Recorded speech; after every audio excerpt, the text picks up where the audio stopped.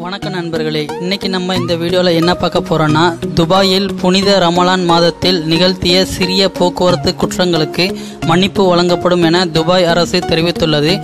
அதை பற்றி பார்க்க முன்பு நம்ம சேனலை சப்ஸ்கிரைப் பண்ணலன்னா இப்பவே சப்ஸ்கிரைப் பண்ணிக்கோங்க. துபாயில் புனிதமிகு ரமலான் மாதத்தில் டிரைவர்களால் நிகழ்த்தப்பட்ட சிறிய போக்குவரத்து குற்றங்களுக்கான அபராதங்கள் அனைத்தும் ரத்து செய்யப்பட்டன. சிறிய அளவிலான போக்குவரத்து குற்றங்களை நிகழ்த்தியவர்கள் மீண்டும் அத்தகைய குற்றங்களை செய்ய மாட்டேன் என உறுதிமொழி கடிதங்களை எழுதி கொடுத்துவிட்டு தங்களை தண்டனையிலிருந்து விடுவித்துக் கொள்ளலாம். ஆனால் அதே குற்றங்களை மீண்டும் செய்தால் மன்னிக்கப்பட்ட பழைய குற்றம் மீண்டும் பதிவு செய்யப்படும் என துபாய் போலீசார் அறிவித்துள்ளனர். மன்னிப்பு கடிதம் எழுதி தருபவர்களுக்கு சாலை விதிகளை மதிப்பது பற்றி விழிப்புணர்வு துபாய் போலீசார்களால் வழங்கப்படும். புனித ரமலான் மாதத்தை ஒட்டி மன்னிக்கப்பட்டுள்ள குற்றங்களின் பட்டியலை நாம் இப்போது பார்க்கலாம்.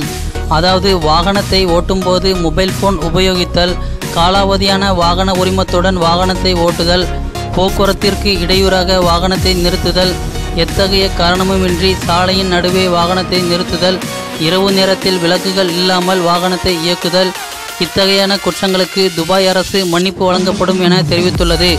இந்த மாதிரி பல செய்திகளை உடனுக்குடன் தெரிந்து கொள்ள நம்ம சேனலை சப்ஸ்கிரைப் பண்ணலன்னா இப்போவே சப்ஸ்கிரைப் பண்ணிக்கோங்க.